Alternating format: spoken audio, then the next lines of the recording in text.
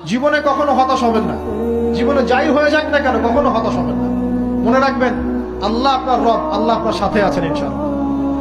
এই সমাজ আপনাকে যেভাবে শেখায়, কিভাবে শেখায়, এই যে স্কুল, কলেজ, ইউনিভার্সিটি, চাকরি, বিয়ে, সন্তান প্রতিপালন, আর তারপর ইন্না লিল্লাহি ওয়া ইন্না ইলাইহি রাজিউন, এই তো শেখায় নাকি?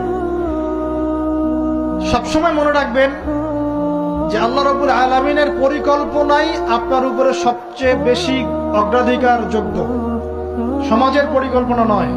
পরিবার আপনাকে চাপ দিচ্ছে, চাকরি পাস না, পড়াশোনা করিস না, পড়াশোনায় কেন তুই 80 নাম্বার পাইলি না, কেন চান্স পেলি না, কবে চাকরি পাবি, কবে আমাদেরকে দেখবি, খাওয়াবি, পড়াবি, এই যে চাপগুলো চারপাশ থেকে আসে কিনা?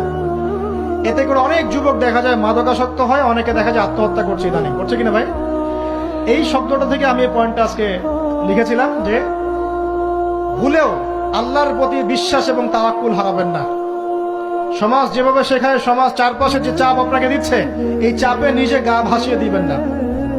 আপনি আল্লাহর কাছে দোয়া করবেন, আল্লাহর কাছে পথ চেয়ে নিবেন এবং আল্লাহর প্রতি তাওয়াক্কুল ভরসা করবেন। কখনো আত্মহত্যার পথ বেছে নিবেন।